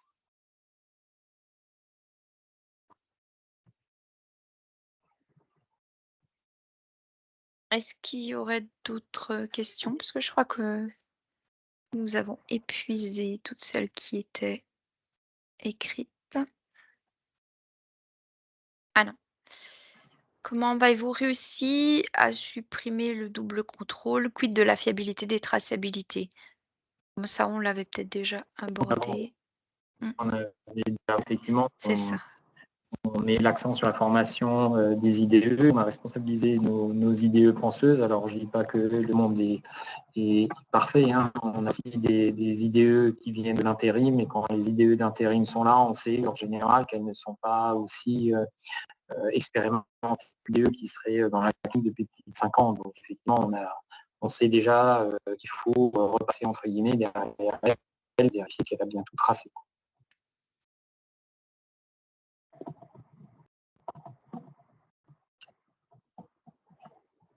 Est-ce que quelqu'un a encore une question? Ah oui, il y a une main qui vient de se lever. Madame Noudi, je vous laisse ouvrir votre micro. Bonjour. Bonjour. Alors, Optime paraît formidable. Nous, on utilise Pharma et c'est vrai qu'on rencontre beaucoup de soucis. Quand vous dites que tous les prêts temporaires sont répertoriés, ok, mais ils sont du coup tracés par le bloc, ils peuvent le tracer même s'ils ne sont pas rentrés avec le numéro de lot? Aucun problème. Et ils écrivent le numéro de lot manuellement? Comment ils font? Non, non, dans Optime, Non. vous utilisez le code UDI et ça sort à la fois et la référence, et le numéro de lot, et la date de péremption, et la quantité. Même s'il n'est pas rentré en stock. Même s'il n'est pas entré en stock, et heureusement d'ailleurs, sinon je serais assujetti à ouvrir des colis de caisse et à doucher des infos inutiles toute la journée. Donc heureusement, non.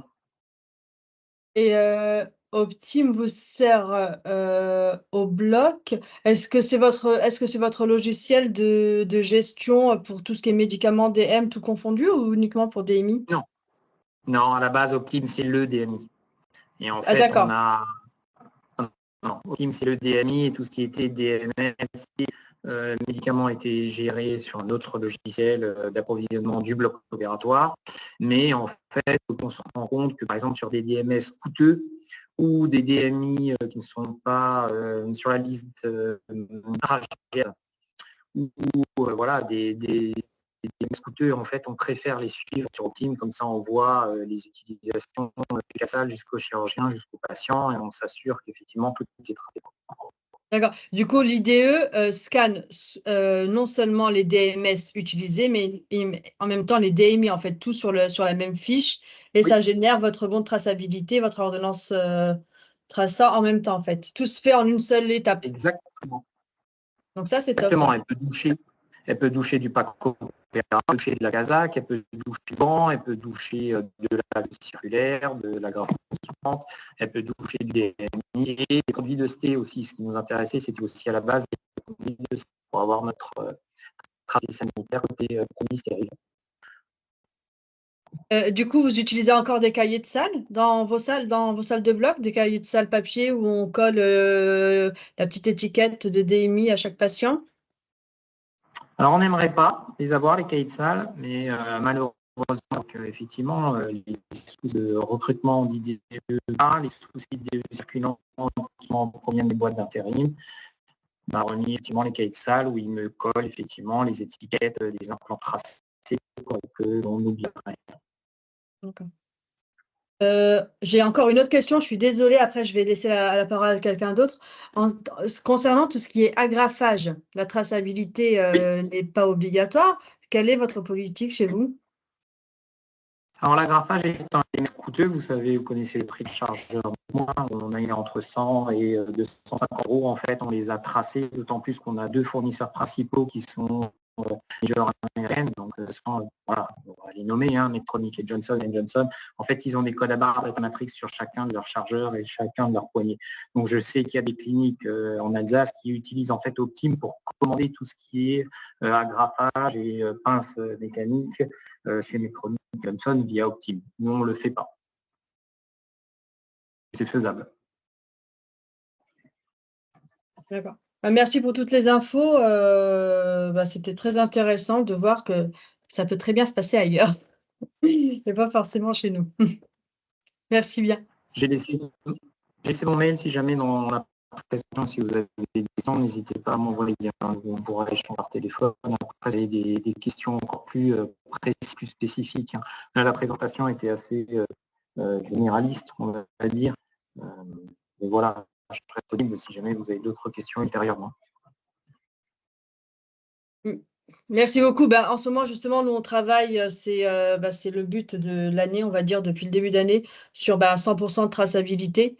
On a beaucoup de mal à ce que les traçabilités se fassent au chevet du patient au bloc, en salle. On se retrouve tous les jours avec 50 bons de pause à tracer, nous.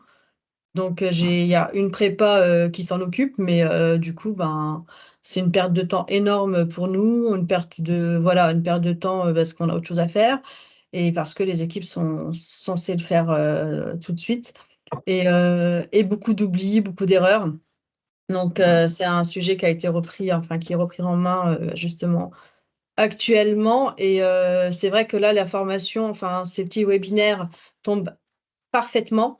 C'est vraiment le bon moment et on se rend compte, enfin je me rends compte du coup que notre logiciel n'est peut-être pas forcément le mieux adapté. Après, à comparer avec d'autres personnes qui utiliseraient le même. Merci beaucoup. J'ai vu une question pour les implants non stériles.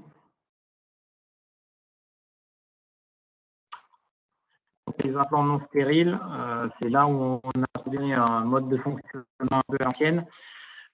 En fait, on travaille, on a beaucoup de pneumologie, on a un centre de la main, donc on a des plaques et des vis tous les jours. Donc, on a essayé de trouver des plaques qui étaient fournies en version stérile, en emballage individuel pour effectivement les tracer au mieux, mais en fait, on pas toujours ces fournisseurs.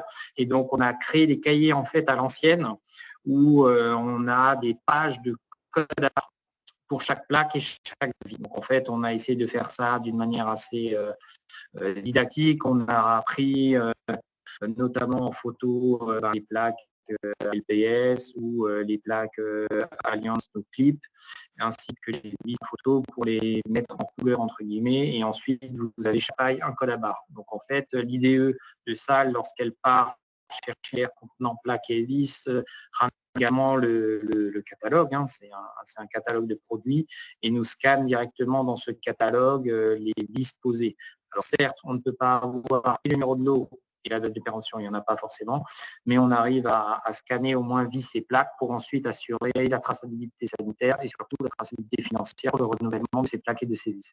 Donc en fait, le dernier centre converti, c'était le centre de la main, où effectivement on avait l'habitude où ils écrivaient les plaques et les vis sur un champ de table, ils mettaient une plaque effectivement, plus 2 vis 12, plus 2 vis 14, ça passait par le cadre du centre de la main, puis ça revenait à la pharmacie qui générait, qui travaillait là-dessus, mais on a réussi à les convertir non sans mal en 2015 ou en 2016, je ne sais plus, il faudrait que je redemande, mais en tout cas en arrivant effectivement sur ENA en 2010, les IDE ont été convertis à utiliser des cahiers de traçage. Donc, comme dit, ces cahiers de traçat reprennent du côté gauche, vous avez la référence, la vis, la longueur, etc., la caractéristique de la vis, et côté droit, le code à barre correspondant. Et en fait, l'IDE douche ce code à barre.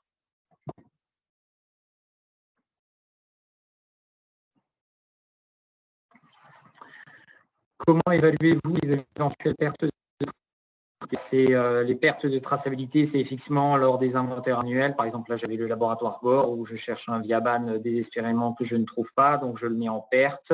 Je passe par retour fournisseur et régularisation d'inventaire à facturer. Les inventaires sont forcément annuels au moins une fois par an par les labos, mais mes gros labos type Zimmer, type Medacta, c'est trimestriel ou au pire semestriel, pour effectivement corriger les écarts les plus fréquents. Les laboratoires avec lesquels on travaille peu viennent une fois par an.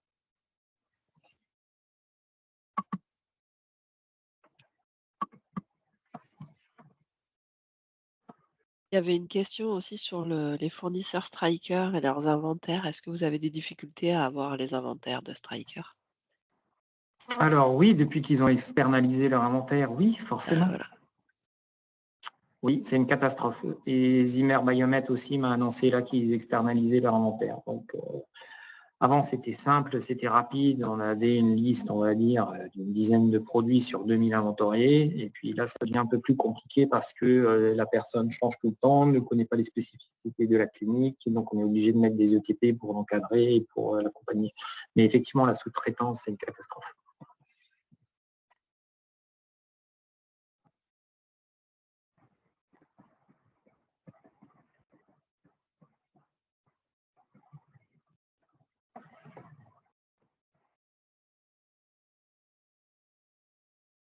Micro, Virginie. Oui, ça y est, pardon.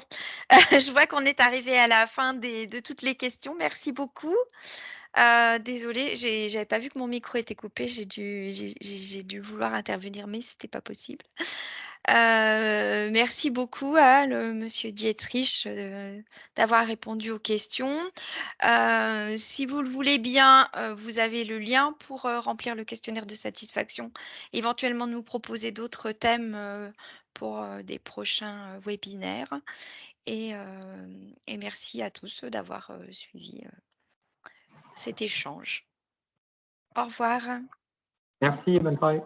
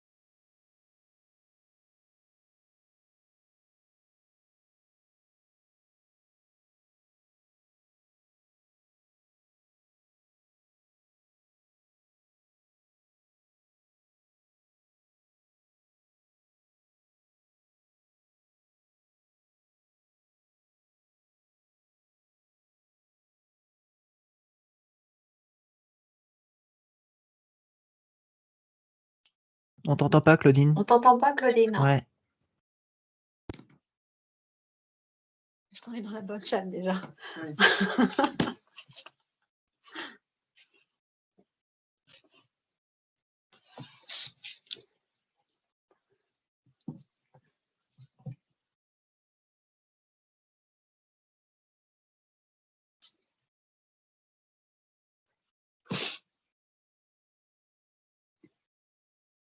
Enfin, je vais te dire.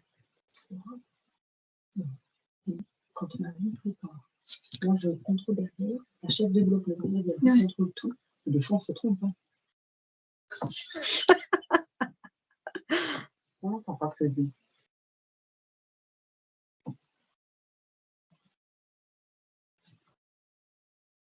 Peut-être le dire.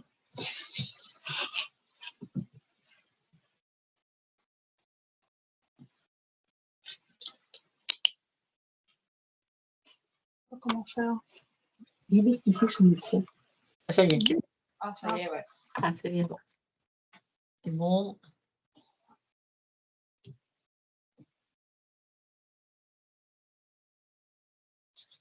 Donc, il y avait une question dans le chat qu'on n'a pas relevée, qui était la transmission du replay. Oui, les webinaires sont enregistrés. Ils sont disponibles après sur les sites de nos Omédites et vous sont envoyés en lien aussi en fonction des régions. Donc, vous pouvez bien sûr les réentendre et aussi contacter les participants si vous le souhaitez. On peut continuer le débat. Donc, prenez la parole, levez la main. Je vous ouvre les micros s'ils ne sont pas ouverts.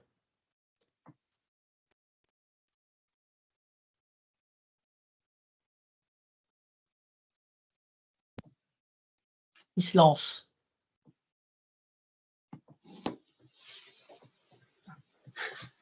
Il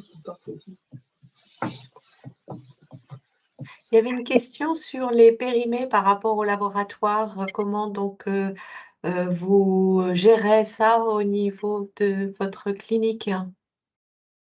Alors, nous, les laboratoires avec qui on travaille nous envoient minimum 1 à 2 mois avant ce qui va arriver à péremption. Après, donc, c'est eux qui gèrent la date limite d'utilisation. Oui, oui. En fait, dans les contrats qu'on a mis en place, puisque eux, ils ont une visibilité ils nous envoient minimum 1 à 2 mois. Ils nous font le changement des implants. On renvoie, soit on fait une destruction, selon les laboratoires. Mais en fait, c'est tous les laboratoires avec qui on travaille, c'est eux qui gèrent les dates de péremption. Là, je parle des DMI en dépôt. Pour les DMI en approvisionnement, ce que nous, on a en stock, puisque c'est rentré, quand on est rentré en stock, on rentre bien sûr le numéro de lot, la date de péremption et l'UD. Du coup, on a une extraction, on a une alerte sur une forme pour la date de péremption proche.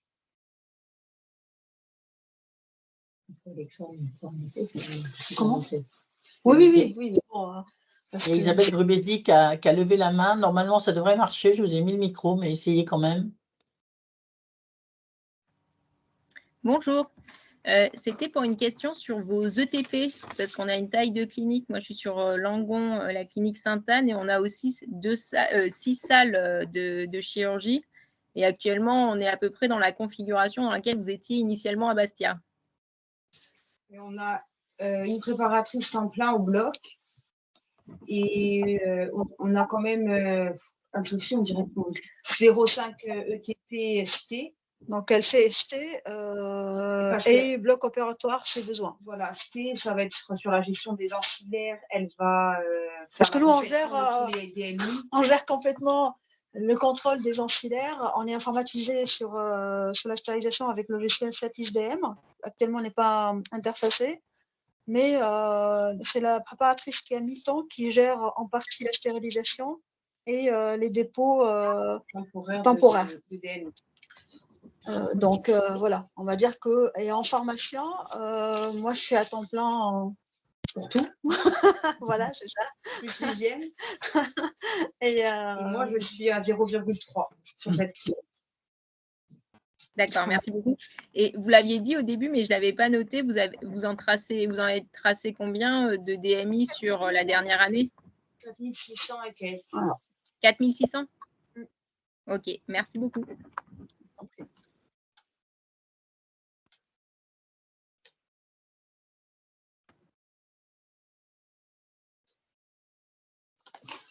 Il y a une autre question?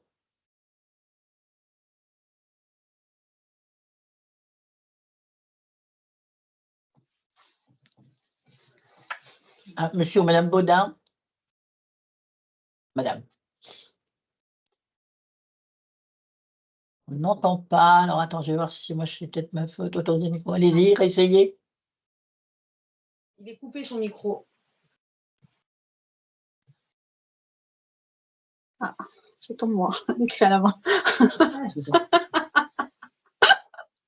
Voilà, c'est peut-être mieux là? Oui. Oui, là on t'entend, oui. Bonjour. Alors déjà, je voulais vous remercier pour votre présentation. Je suis impressionnée du point de départ d'où vous êtes parti et d'où vous êtes arrivé en si peu de temps. Donc, vraiment bravo. Voilà, premier point. Et deuxième point, je m'interroge comment ça a été reçu, votre démarche avec la communauté médicale, la direction, etc. Alors, pour la comité médicale, c'était très bien. Non, c'était très, Non, très mais la bien. direction, on l'aura pas. Mais Oui, en la même temps, direction, on on se n'a pas mettait laissé en le choix. conformité. Du coup, On ils n'avait ne pas le pouvaient pas choix. nous dire non. Nous, on a plus ou moins imposé, on va dire, à la direction et au bloc opératoire notre fonctionnement. Et on a eu les remerciements des chirurgiens en CME, même dans les quelques RMM qu'on a fait, parce que, mine de rien, eux, le fonctionnement qu'ils avaient avant faisait qu'il leur manquait plein de DMI. Ils se retrouvaient avec un dépôt complètement incomplet sur des chirurgies de trauma, de chirurgie vasculaire, des problèmes qu'ils n'ont plus aujourd'hui en fait, hein, parce qu'on a remis en conformité les dépôts, on a même mis en adéquation les dépôts de l'activité par rapport au fait de l'insularité qui fait qu'on a des délais de livraison qui sont un peu plus longs que sur le continent. Et le renouvellement avec ce qu'on a mis en place, parfois on est en 24-48 heures, on est livré. Donc les chirurgiens, pour eux, il n'y a plus de problème par rapport à leur approvisionnement. Donc ça a été très bien reçu en fait. D'accord. Et on a travaillé seul en fait. C'est pour ça que, on va dire, à la direction, ça a été bien pris parce qu'on a travaillé, on a fait des horaires et un temps de dingue, parce que quand on refait tous les inventaires, à un moment donné, on a détaché toute notre équipe de préparateurs au bloc opératoire, parce que c'est eux qui ont fait l'inventaire. Hein. Donc, et moi, je suis restée à la pharmacie pour gérer tout. Donc, en fait, eux, oui, ça les arrange parce qu'on n'a pas du tout, on n'a pas demandé de l'effectif particulier pour mettre en place tout ça. Hein. Vous n'avez pas demandé d'effectifs supplémentaires parce que. J'étais préparatrice du bloc. La préparatrice du bloc, c'est un ETP. Et ça vous a été accordé du coup? Ben, on a fait tout un dossier, pourquoi, c'est quoi le but. On s'est engagé de faire des micro-costumes. Après, en fait, tu avais quand même fait, en fonction de tous les périmés que tu avais trouvés en arrivant, tu avais estimé à. On était à plus que 40 000 € de périmés. Hein. Donc en fait, finalement, en faisant vite fait une petite étude médico-économique, on a réussi à montrer que ça valait le coup d'avoir un ETP en préparateur. D'accord, très bien. Je vais compléter un petit peu. Dans notre région, dans nos régions PACA et Corse, la traçabilité des DMI et les cartos DMI et la sortie de la carte d'implant dans le DMP font partie d'un indicateur CAQES pour lequel l'OMEDIT, l'ARS et l'assurance maladie ont rencontré les pharmaciens et les directions établissements et les présidents de CME. Et on a eu un accueil particulièrement agréable des cliniques privées. Et c'est vrai que je pense que ça aide un petit peu, vu que derrière, eh bien, il y a un intéressement et il y a une amélioration de la traçabilité. Et là, on a ouvert des appels à projets pour aider au financement du matériel nécessaire à faire la traçabilité. Moi, je suis financé par les ARS. Par rapport aux désignations des RSMQ, RSQ, pardon, DMI, comment on peut avoir l'attention des directions là-dessus, parce que nous, on a lancé le sujet depuis 1 an et c'est rien passé. C'est le directeur d'établissement déjà qui, parce que nous, que ce soit pour le circuit de médicaments, que ce soit pour le circuit que ce soit pour la ST, que ce soit pour les DMI, on a une fiche d'engagement qu'on fait signer au directeur. Hein. Donc, on a une fiche spécifique qu'on a mis en place pour les 3 circuits qualité, ST, DM, DMI et médicaments, où la direction s'engage à nous donner les moyens. Voilà, c'est une fiche type qu'on a fait et qu'on a fait signer à la direction. En fait, on n'a C'est pas, un engagement de on leur part. n'a pas attendu qu'ils nous nomment. Non, non, on s'est autonomé. Sinon, D'accord, merci. voilà. J'entends le message. Merci beaucoup pour votre présentation, votre témoignage. Merci. Est-ce qu'il y a d'autres questions? Est-ce que quelqu'un veut prendre la parole? N'hésitez pas. Autant au niveau pratique qu'au niveau réglementaire.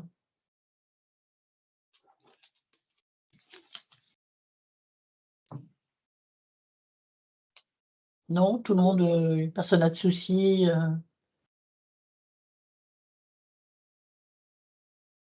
Est-ce que parmi vous, il y en a plusieurs qui ont déjà cette configuration avec Hôpital Manager et qui ont ce genre de circuit ou...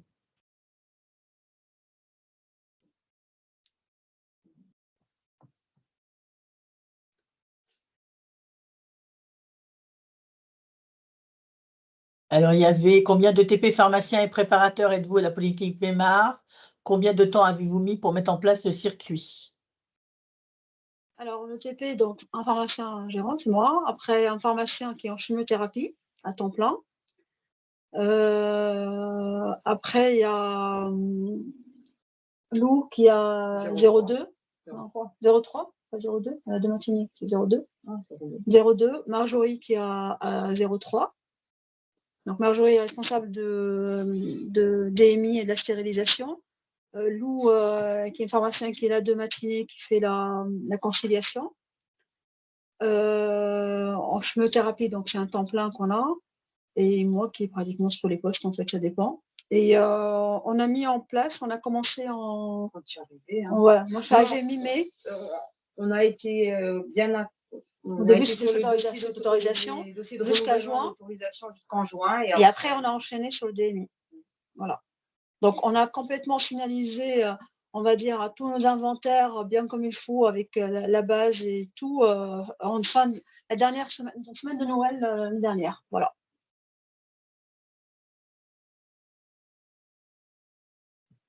Et on avait installé, on était passé à WinFarm et HM au printemps. Donc, en fait, on a profité du passage aussi au nouveau logiciel. Après, nous, pour les douchettes, on a les douchettes Zebra qu'on a mis au bloc opératoire. Mais à la pharmacie, en fait, on a mis des points mobiles qui servent aussi à la sérialisation, aux inventaires. Donc, on a pris, en fait, c'est comme un petit téléphone. Des CP Pocket, ils appellent ça comme ça. Voilà.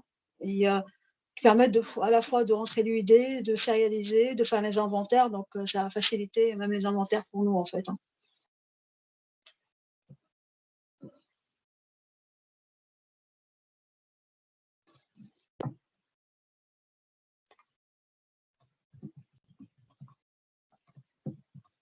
Est-ce qu'il y a d'autres questions?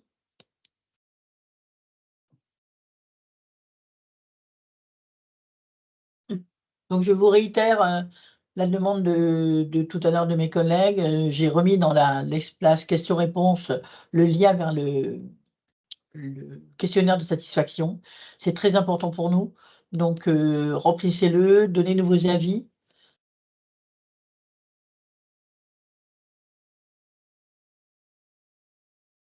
Nous, alors, on a prévu la prochain webinaire est en mars. Il aura lieu le mardi 12 mars et il sera plus sur les référentiels, sur les listes de référentiels de DMI. Et là, ça sera plus, il y aura 2 expériences aussi, mais un seul débat, puisqu'il n'y a pas 50 000 choix. Donc, n'hésitez pas, inscrivez-vous, revenez vers nous, donnez-nous vos questions si vous voulez à l'avance. Et s'il y a des problèmes, des choses que vous voulez qu'on peut améliorer, n'hésitez pas à nous le proposer. Merci.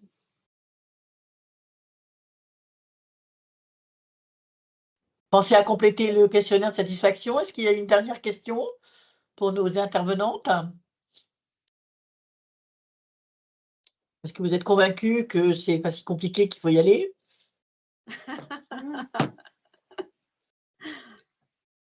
En plus, nous, on va partir sur un autre projet parce qu'on veut mettre en place ScanDM rapidement aussi. Hein. Donc,